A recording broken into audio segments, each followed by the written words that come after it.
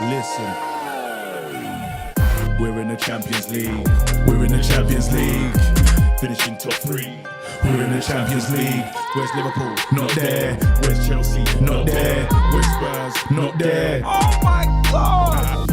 You're not going blind. What's going on, guys? Welcome back to United View. Hope everyone is doing very well. We're in the Champions League. We're in the Champions League. How much longer are we in the Champions League for?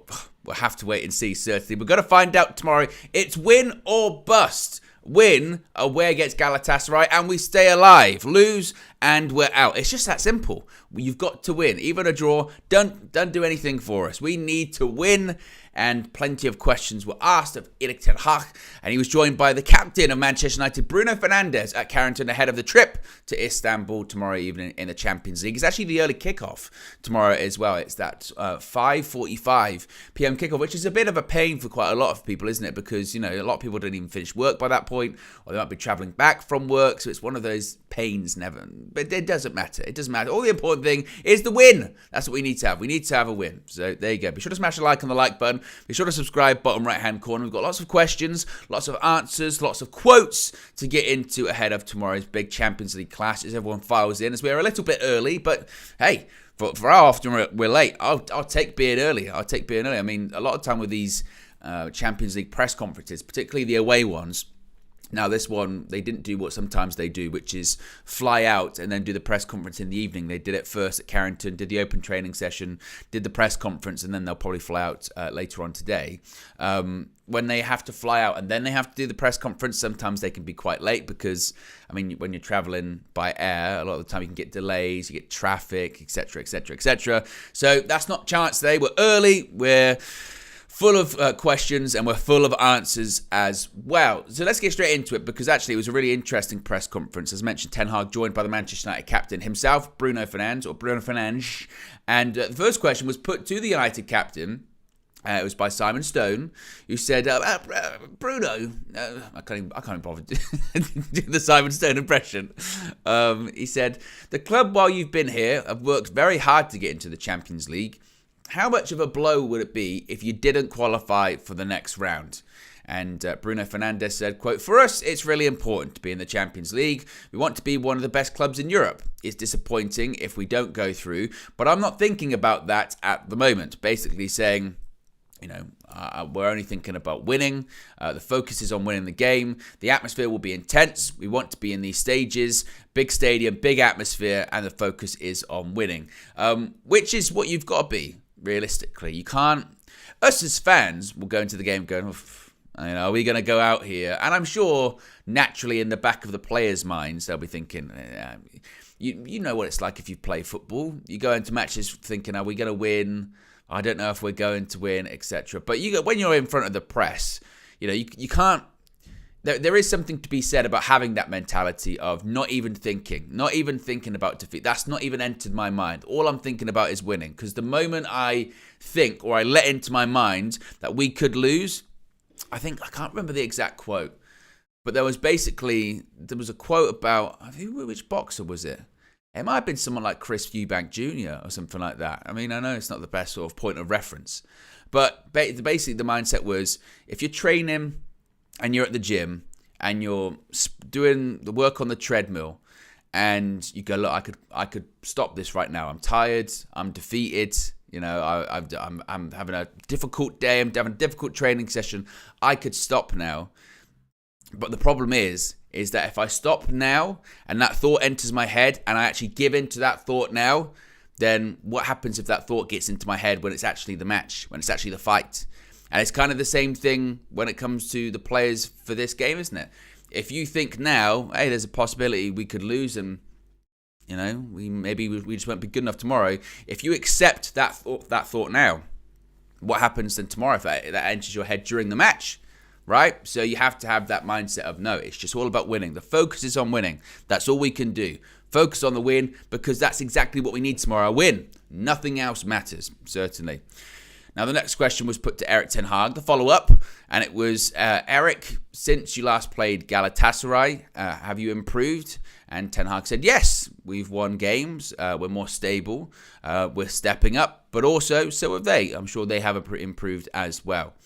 A bit of key team news as well. The question was put to Erik ten Hag about Rasmus Højlund and Antony. Of course, both missed the game at the weekend against Everton. Antony had picked up a knock in training. Højlund, of course, had the injury against Luton just before the international break. And Erik ten Hag has confirmed that both Rasmus Højlund and Antony are both available for selection. They're available and they will be in the squad. Which then, I think, leads to quite a lot of discussions about what's that starting 11 going to look like. I mean, let me know in the live chat as to who you think actually starts tomorrow then, given that Antony and Højlund are available. We know that Erik ten Hag doesn't really like to change a winning side that much. I think ten Hag will look at that Everton game and say, look, 3-0 win, that's the biggest away win I've had since I've been here as the manager. So that's significant. So does he... But we've also got Marcus Rashford, who's suspended. So what would you do with that one? Logic, I think, would maybe suggest that he goes with Garnacho stays on the left, and Antony just goes for the right. Like for like. Antony comes in for Rashford, and then you discuss whether you want to have Rasmus Højlund just coming back from an injury, or you want to start Anthony Martial, who did well at the weekend, won a penalty, scored a goal. So it'll be interesting to see what striking option he goes for. I mean, I know it's a must-win game and all that, but it might be the wisest move by Ten Hag to say, look, Højlund's been out a couple of weeks. Yes, he trained today and he's available, but we've also got a big game at Newcastle away at the weekend, and we don't want to jeopardise Rasmus Højlund for that or future games as well. So I think maybe the front three might be Garnacho, Martial, and Antony. I think that might be the selection that he goes for, and then Højlund comes on 60 minutes, maybe even earlier than that. It is Martial after all, just to make sure that you save him for the weekend and for future games as well, I think. But certainly good positive news that both Højlund and Antony are available for tomorrow. Joe Blackman says Martial starts and Antony. Proper Palmeiras says big up Owen, big up yourself. Christian says Onana, Dalot, Maguire, Lindelof, Shaw, Cobby, Bruno, McTominay, Antony, Garnacho, Martial. I tell you what, I'd probably agree with that. Which is basically hardly any changes, just the one, Antony for Rashford, and I think that's a pretty safe bet, because we know Ten Hag doesn't really like to do changes. He likes consistency, particularly when his team wins. Now, speaking of Kobbie Mainoo, another question was asked to Ten Hag about, and it's, to be fair, it's a question that we've asked about. Okay, he started him away at Everton, brilliant performance. I know Garnacho got the man of the match, particularly because of his goal.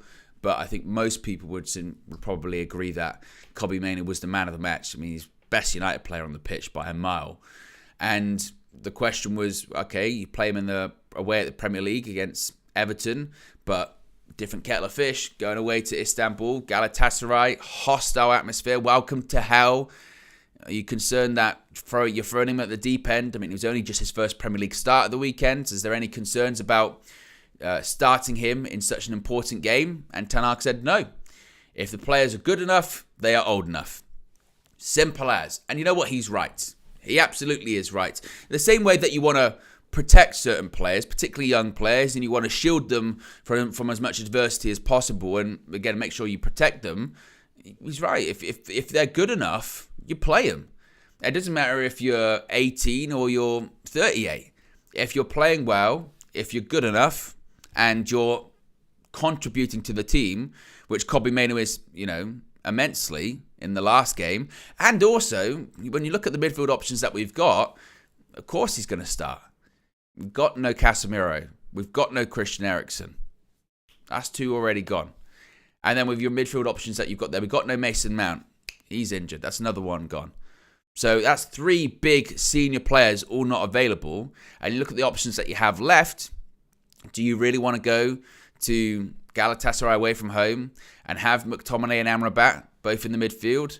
I mean, they might kick people, but then you're looking at technical quality. Kobbie Mainoo is a better technical footballer than both of them, probably combined. And that's not even like a discredit to McTominay and Amrabat. It's just a case of different qualities. And, I mean, you saw it when Amrabat came on for Kobbie Mainoo at the weekend against Everton. Immediately gave the ball away, and just that level of being comfortable on the ball wasn't there that had been there previously. So Ten Hag says if the players are good enough, they're old enough, which for me means Kobbie Mainoo, he's going to start, certainly. Now, this was a big question put to Bruno Fernandes, and a question that had been asked and people had wondered, and it was regarding the penalty that Marcus Rashford scored at the weekend against Everton. Of course, Bruno Fernandes, the usual penalty taker, picked up the ball and gave it to Rashford. And Bruno was asked, you gave Marcus the ball for the penalty. Was that always the plan, or was that in the moment? And Bruno Fernandes confirmed, quote, it was in the moment. He's an important player for us, for strikers. It's about getting the first goal. We need our strikers to have the confidence to score them. So he said that he can score a lot of goals, and sometimes it's just about getting that first goal. He needed a goal, so I gave him the ball. And I tell you what, leadership. Now, Ten Hag actually commented on this, but Bruno confirming that no, that wasn't the original plan. I felt it in the moment that he needed the goal. Now, it was a little bit off when he said that Rashford hadn't scored a Premier League goal this season, because of course he has against Arsenal. But you get the point he's trying to say. This guy hasn't scored a goal in the Prem for quite some time. Clearly is struggling with confidence. He's massively out of form at the moment. And I felt like for the long term, it was the better option for him to give him that penalty and to try and, spark something into life. Now, hopefully it does over the longer term. In the sense of that game, it didn't really do that because Rashford was really poor against Everton again.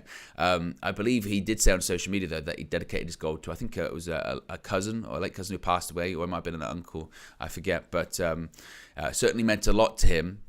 But it's just another example of the leadership. It's just another example of the leadership that Bruno does offer. And at the same time that people criticise, and this was also a theme in this press conference, same way that people criticise his captaincy style or his leadership or his personality, I think it was I remember Raf and Micah said coming out of the game that's a captain's thing to do. That's a captain's performance.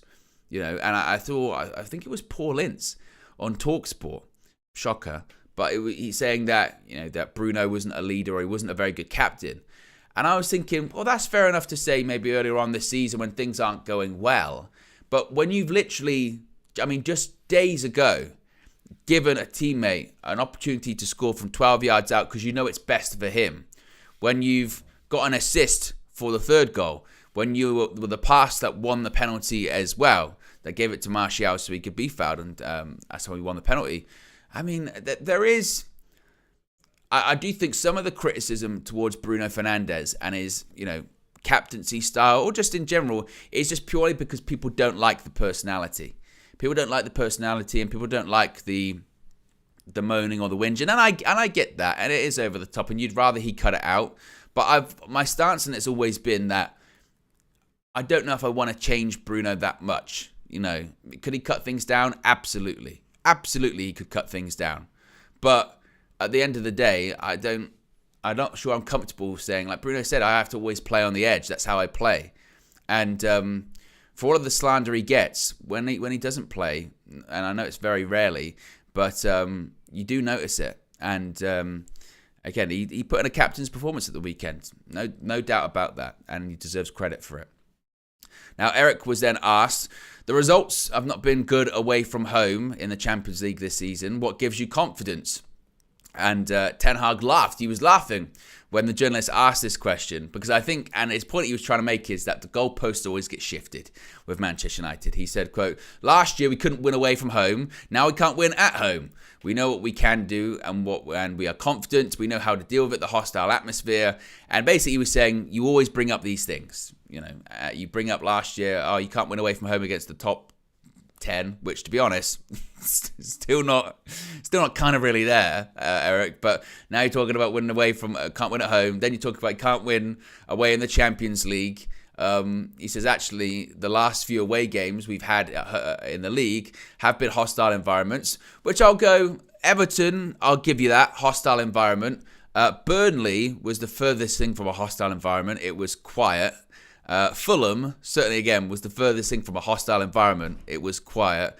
Sheffield United, they give a good atmosphere, and we had to sort of ride that out at points because, again, away from home, we're shaky. So I don't know if I totally agree with him with that, but he did point out, he said, well, last season at Barcelona, a hostile environment in Europe, and we didn't lose that game. We drew. We didn't win it, but we drew that game away from home, but we did deal with it.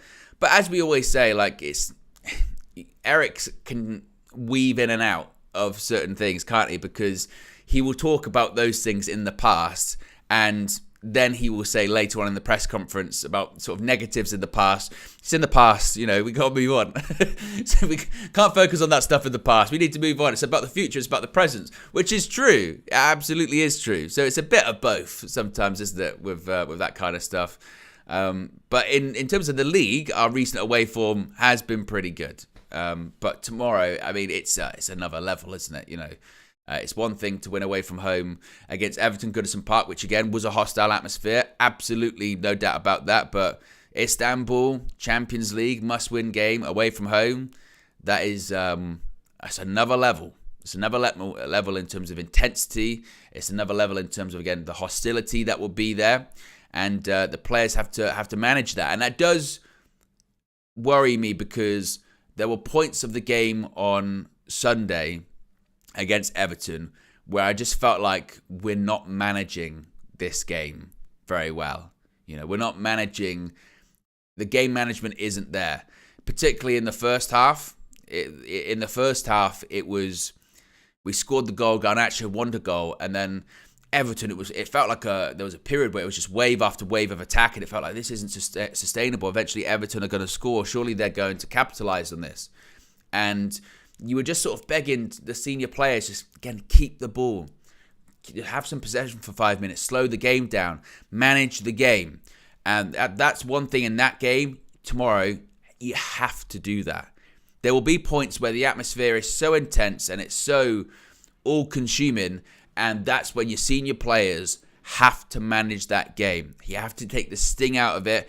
And you won't be able to silence the crowd. They will be loud for 90 plus minutes. They will be loud, they'll be hostile, they'll be rabid for the entire game. Whether you're 4-0 down or 4-0 up, it will be just as loud. That's what it's like in those environments. But what you can do is control the game. And in those instances, that's where, again, slow the ball down, keep possession. Don't be so erratic on the ball. That was the key thing in that first half against Everton. Some players were so erratic. And the only person that really wasn't was Kobbie Mainoo, the 18-year-old with his first Premier League start. He was really the one that was settling things down. So the follow-up question to that was, so is that something you then stress to the players, that you've got to keep your discipline? How important is that? And Ten Hag said, you have to stay calm in your head. Don't get too emotional. You have to control it. Don't give them anything. Don't give the referee a moment they can take. We know how to deal with it. We have to make it our game, which is right. And when it comes to the referee part, that is absolutely true. I think, as evidenced by the fact that Marcus Rashford isn't playing against Galatasaray tomorrow, it's not even necessarily, and this is where I do agree with what people are saying when they push back about that red card, is it doesn't matter whether you mean it. It doesn't matter your intentions. Whatever it may be, you just have to not put yourself in the situation where you give the referee a decision to make.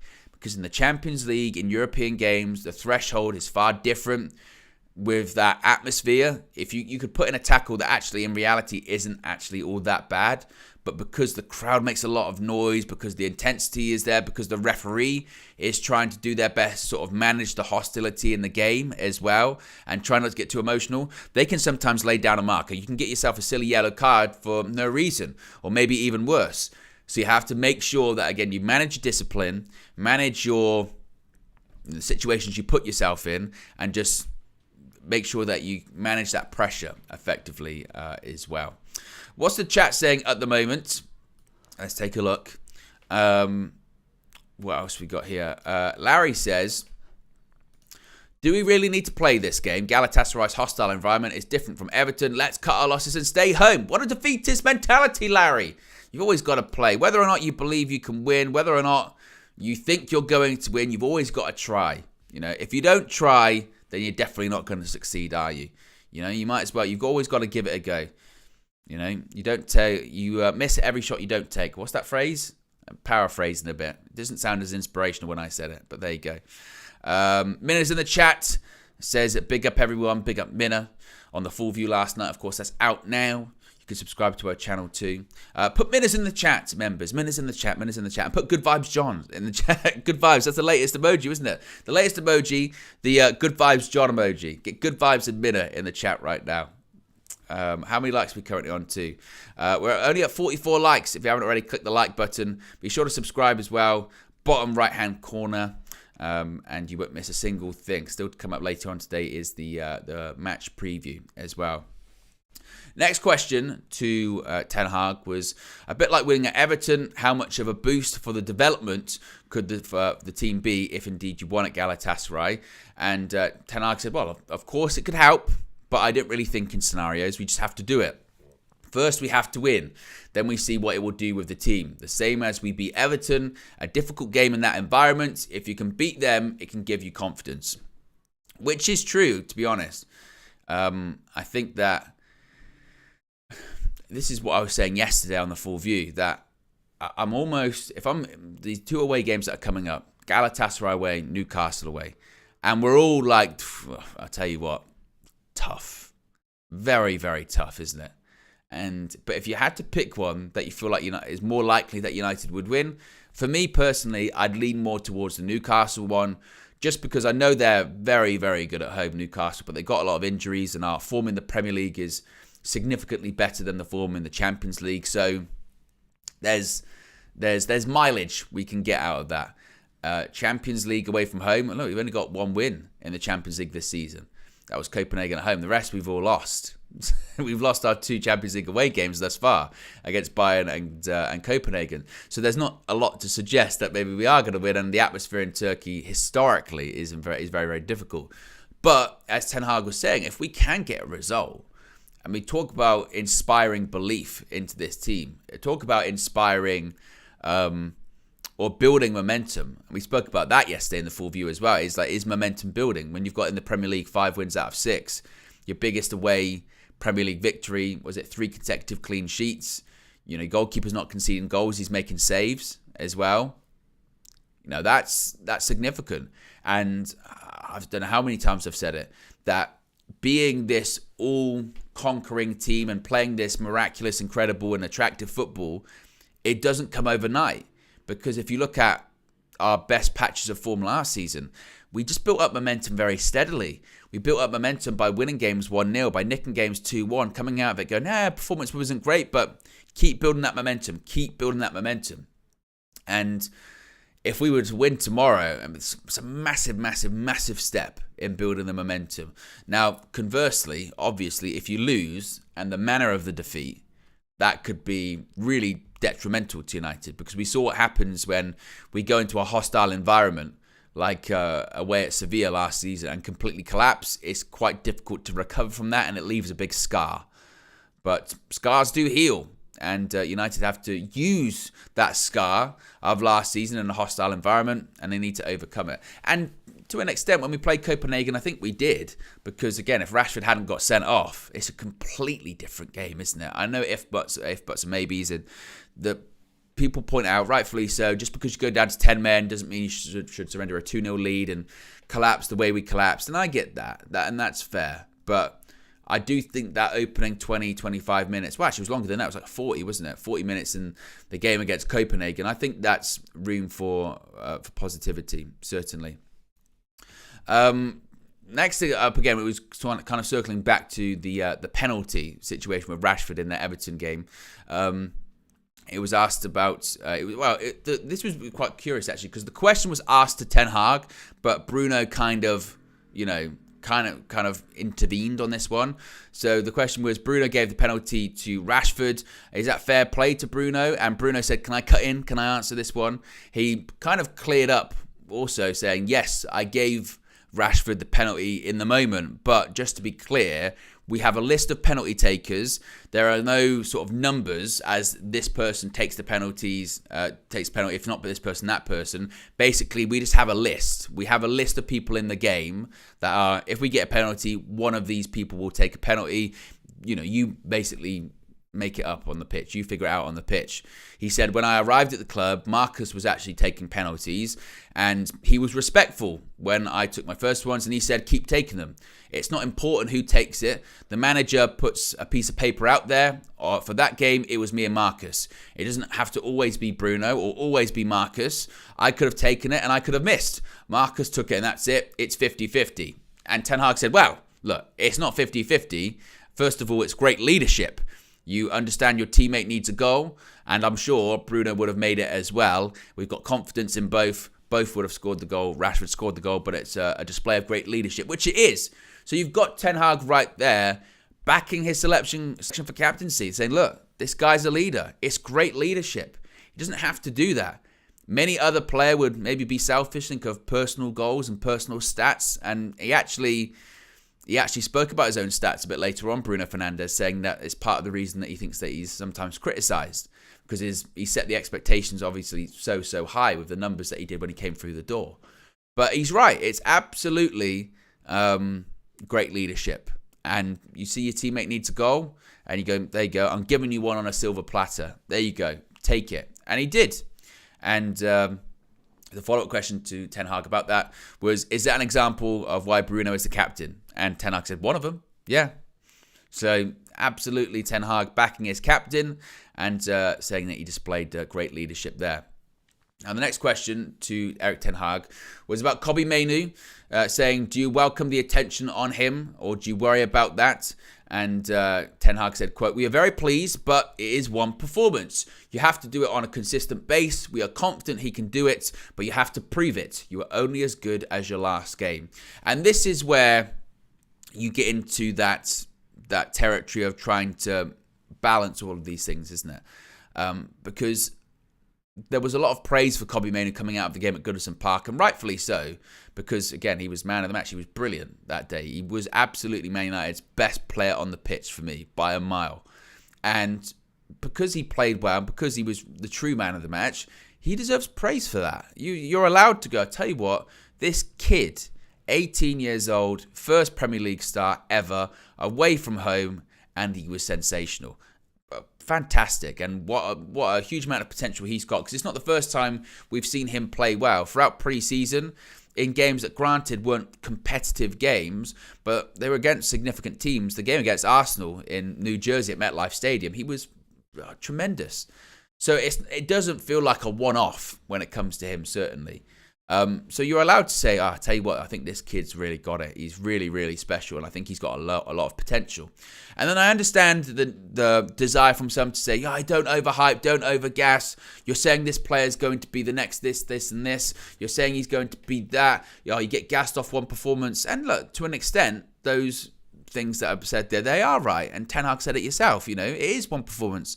You have to be consistent and you have to do it over time. But that's just about any player, isn't it? That's about any player. That's about any Man United player. Whether you're a senior player, if, Bruno Fernandes scores a hat-trick against Galatasaray, great, praise him for the performance, but it's also about keeping a high level of performance in every single possible game.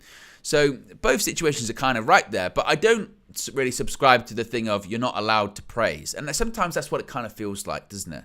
A player has a fantastic performance, and it's not even necessarily just a young player, it's any player. You get Andre Onana, for example. Andre Onana has a good couple of games, makes some big saves, and you go, well done, Andre Onana. Oh, so you're saying that he's the best goalkeeper in the world? No, I'm just saying that if you play well, you deserve praise. If you don't play well, you're going to have some criticism coming your way. Same with Harry Maguire. This is what I've always said when it comes to Harry Maguire. Long term, I think Harry Maguire should be at the club. No, we can do better and we need to progress further. But right now, he's playing well. Deserve the praise. Good for you. Well done, mate. That's what. As a United fan, call me crazy. But as a United fan, all I want to see is us win games and the players playing well. And if they don't play well, improve, take it on board, and get better. That's kind of the basic fundamentals, realistically. And I think and I mentioned this on the full view, it says a lot about Kobbie Mainoo, and maybe it says a lot about Manchester United as well, that Polo says here, it's kind of my point I was going to make. It's crazy to say this, but if Mainoo plays, we'll win because we literally don't have any other midfielder player like him. I saw him for 10 minutes against Leicester last season, and I said he must play. And it is kind of crazy to say. You're right, and that's where I guess from an outsider looking in, you could you're saying that this kid, this 18-year-old that made his first Premier League start at the weekend, you're saying if he doesn't play against Galatasaray, then you're definitely not going to win. And it's almost a bit like, yeah, which is crazy to say, but Polo is right in the sense we don't have that many midfielder players like him. I mean, technically, you could say Christian Eriksen, I think, is at the moment maybe a level above, maybe. But in terms of that player that can take the ball out from the back, wants to move the ball forward, can find passes that you didn't think was possible, just the composure on the ball as well. We just don't have that in those other players. We just don't. And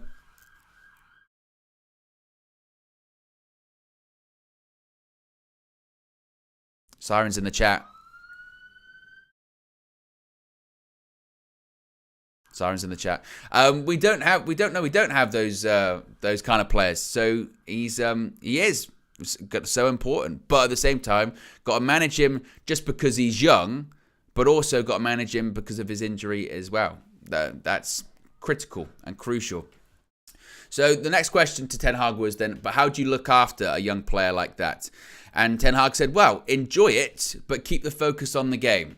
Don't get distracted. It's about the game. Focus on your game, your performance, and get the right levels in. And basically, he sort of said that, when it comes to sort of protecting a young player like that, it's our sort of duty just to make sure that they stay focused on football. And the moment that they get distracted away from football about, maybe the trappings that can come with it, which, look, I mean, how many young players have we seen go down that sort of route where you make it big, you make it into the first team, not just of Manchester United, but any team, but particularly, when it comes to United, a big team like United, everything that comes with it, it can be, the bright lights can be dazzling, and everything that comes along with, the fame and the fortune and the attention can sometimes be all-consuming. And as Ten Hag said, if we see a player or a young player getting distracted away from football, that's when we tell them, that's when we try and pull them back in. But sort of stress, we don't see that with Kobbie Mainoo, and we see the levels that he's displaying in training. And as he said earlier on, if you're good enough, you're old enough. And by all accounts, certainly, in terms of his personality, Kobbie Mainoo is very down-to-earth, very humble guy.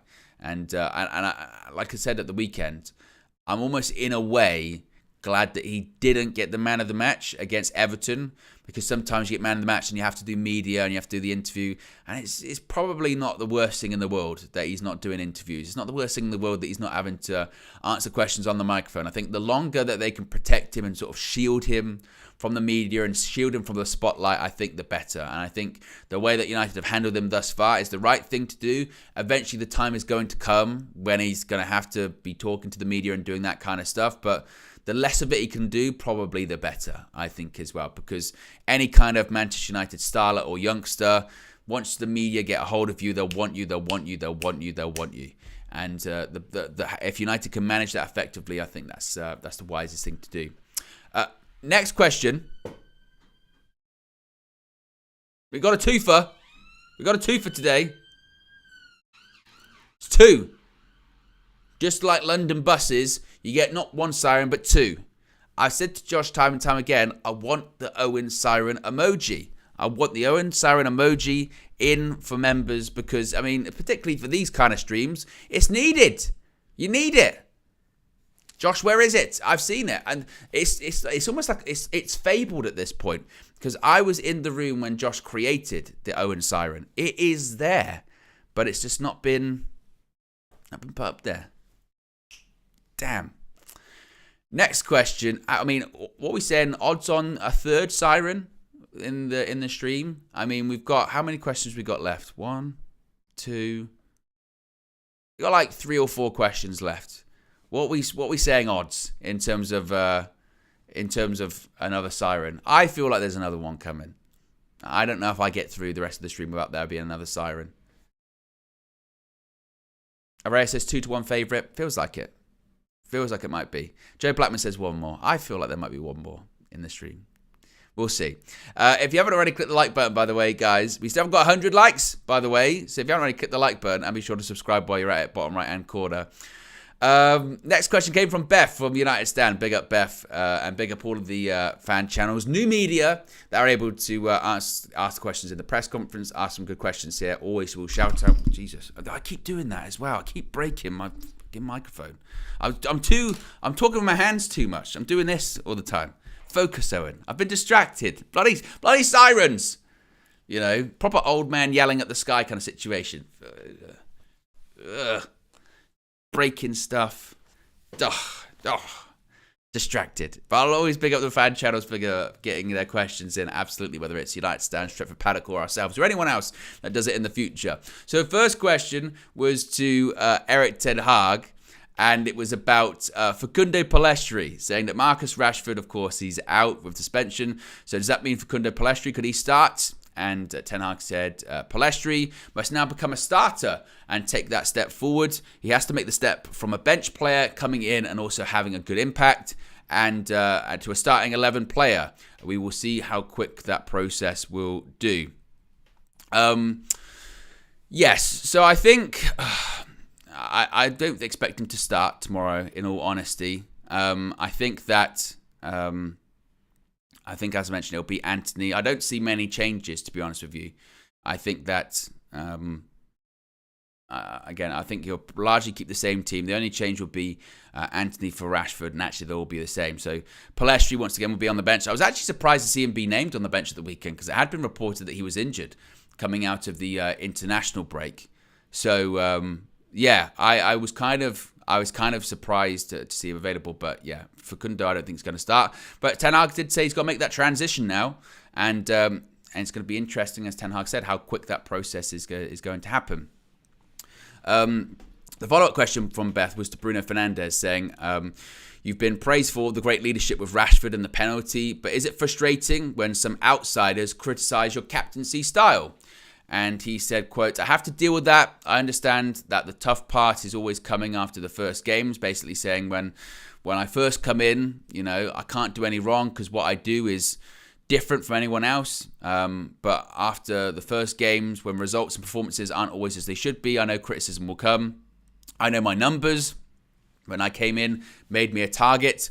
My focus is on the team, on the staff, on those who work with me day by day. The way I am has not changed by me being captain. I'm really open with everyone, and I have to keep it the same way. So basically, I thought that was a really interesting answer that he gave, sort of saying that, you know, I know that it comes with the territory. Basically, if you're a Man United player or you're the Man United captain, people are always going to criticise, and it's always frustrating when that happens, but it's normal, and you have to understand it's just part of the territory.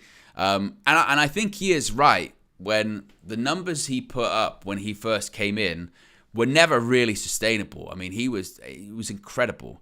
And I still think even now, isn't it now since he came in, he's created the most chances in the Premier League or something like that? It's really astronomical stuff and, you know, unbelievable stats that he's put on the board. But as his role changes, as managers come and go as well, and his position changes, those numbers aren't the same, and that's going to be perceived. And this is when you have to be careful sometimes with statistics, is that the drop off of those numbers is perceived as being less effective, or, you know, the performances are lesser from Bruno Fernandes, but actually his roles changed quite a bit as well. And as we've seen this season, Bruno's been shifted around quite a lot to compensate for all of the injuries that we've had. But the criticism will always be there of Bruno. You know, one game, if he doesn't play well, suddenly he should be the captain. He's this, that, and the other, and he should go. And then if he plays well, people are just kind of going, oh, I guess he's okay. So as Bruno sort of says, it kind of comes with the territory. Bruno was then asked about the Garnacho goal, the wonder goal against Everton, saying, does that give the team a lift against Galatasaray? And he went, well, maybe not against Galatasaray, but it gave us a lift against Everton. We hope for another one. We have such special players in front of us, and you need sometimes those kind of special things to win games, and Garnacho has done it many times, and saying that he's a fantastic player. He was also asked, you know, Garnacho reportedly has been practicing that overhead kick in training. Can he become the best in the world? And Bruno said, quote, I don't know if he's been training that. I don't think he'll be good for his back, but he has that special talent. I am more happy for his work off the ball against Everton. For me, it was his best game. And I'm really glad he said that, because it's true. Absolutely was true. I thought that was really noticeable for Alejandro Garnacho in that game. And I do think it's something we have seen from him more this season. We saw it in particular in that Carabao Cup game against Crystal Palace at home.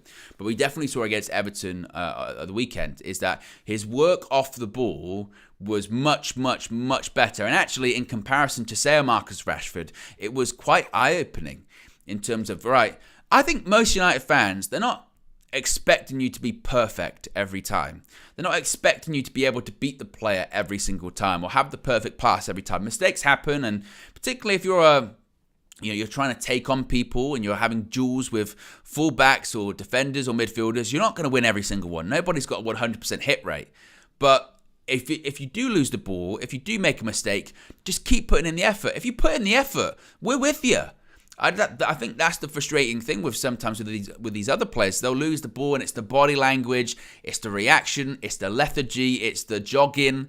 And I noticed that really in particular against Everton. Garnacho's work off the ball, supporting his fullback Luke Shaw, who needed that support that day coming back from injury, was excellent. And as Bruno said, you get all of the plaudits for the great goal, the overhead kick, and absolutely you should, because it's a fantastic goal. But actually, the thing that maybe he doesn't get praised for enough was his work off the ball. And it's just the beginning, as Ten Hag said about other players earlier on. It has to be better, and you have to do better. And you have to be consistent as well. One good performance does not make a great player. And it's the same for Alejandro Garnacho. But I'm glad that Bruno pointed that out, because it is true that I thought his work off the ball was excellent as well. And finally, a couple of questions from the Turkish media. The first one was about a Galatasaray victory in 1993, a big victory that infamously created the welcome to hell situation there. And the question was to Ten Hag, what are your plans to get out of hell? And I would have enjoyed it if he said, well, we're the devils. We made a deal with the devil. We live in it. We were born in it. But he said, we have to make it our game. Manchester United have great history, but you can't take anything from it. We have to make our own future. And then the next question, the final question, was that United have a really poor record in Turkey. Failed to win or score a goal. Lost against Galatasaray last month. What did you do wrong? And what can you learn from it? And Ten Hag said, well, tomorrow it's about making it our game, and it's on us. Saying you just have to learn from the past. It's in the past. You can't do anything about it, but what you can control is the future. And indeed, he is right. So that was the press conference. A pretty good press conference, actually. Some praise for Bruno Fernandes, praise for the likes of Kobbie Mainoo, Alejandro Garnacho, and others. As I mentioned, guys, a match preview will be dropping later today. Then tomorrow, of course, it's match day. So we'll have, obviously, the show in the morning view. We'll have the match view from UVHQ, plus fan views, player ratings, full-time view, you name it, the textbook UV matchday experience. So if you haven't already, be sure to subscribe, hit the notification bell. You'll be notified every single time we go live. And have a good Tuesday. I'm out of here. Have a good one. Peace.